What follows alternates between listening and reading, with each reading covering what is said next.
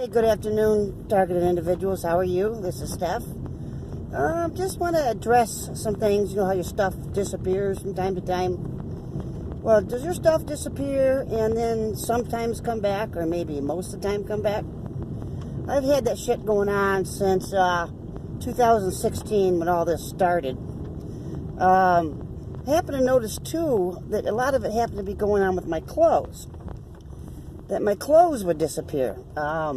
Sometimes they would come back right away, and sometimes they wouldn't come back for about another month.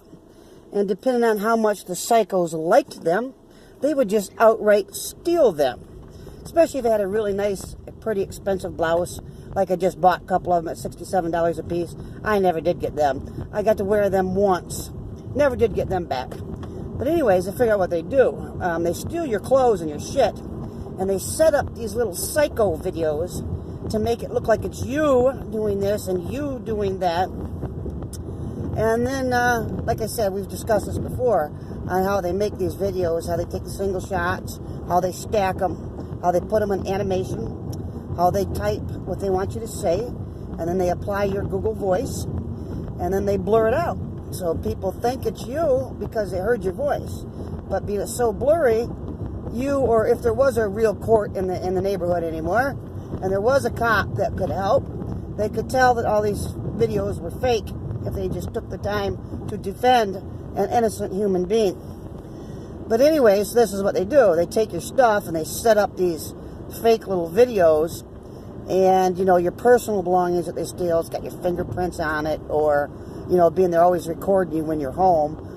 They know what color lighter you use, or what kind of a bracelet you wear, or whatever. So when this stuff disappears and they make these videos, the person's saying, oh yeah, I've seen that on her, I don't know how many times. That's definitely hers. So this is what they do, and this is why a lot of times, 9 times out of 10, your stuff comes back. Because they're just using your garments to, you know, set up their fake bullshit. Okay, well, I figured out what's been wrong, what's been done to me, and it's been pretty goddamn horrible, guys, to say the least. Okay, I haven't heard from a friend, a neighbor, or a family member, and I'm 3 years now.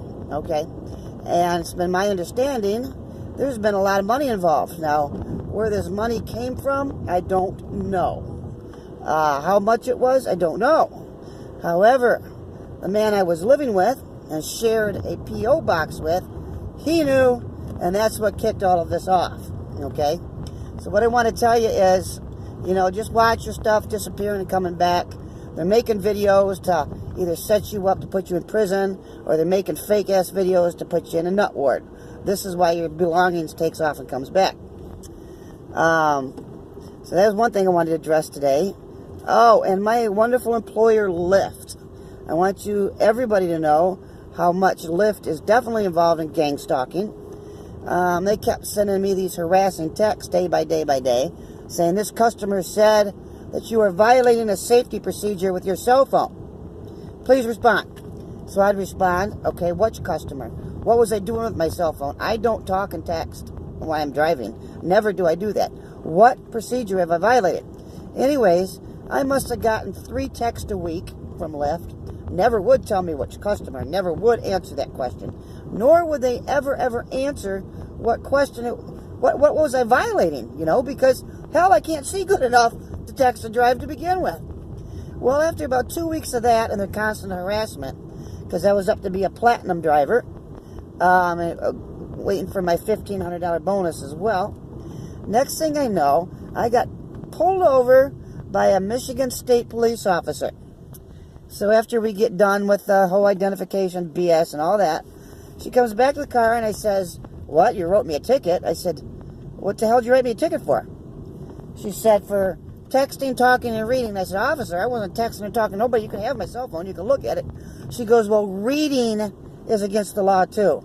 Now, how in the hell are you going to fight that you wasn't reading your cell phone? You know, you could fight the fact that, you know, there wasn't a text being sent at that time the officer pulled you over, right? You could fight the fact you wasn't on the phone when the officer pulled you over, right? But how are you going to fight the fact if you had any Google screen open anywhere at any given time? You see what I'm saying? So don't you think it's a little odd that Lyft texted me 3 times a week for the past 2-3 weeks in a row. And the next thing you know, a Michigan State police officer pulls me over in the middle of a traffic jam. I wasn't speeding, wasn't doing anything wrong, but was completely singled out of a group of 100 and some cars in a traffic jam to be pulled over for reading a cell phone. So please, guys, pass on the word. I don't know if you work for Lyft or not, but I'm going to sue them. If I was you, I recommend you don't, because this is some of the stuff that they pull. Okay, YouTubers, you guys have a great day, and I'll be back tomorrow to let you know some more of the illegal bullshit that I've been going through. Thanks a lot, and have a good day. Bye.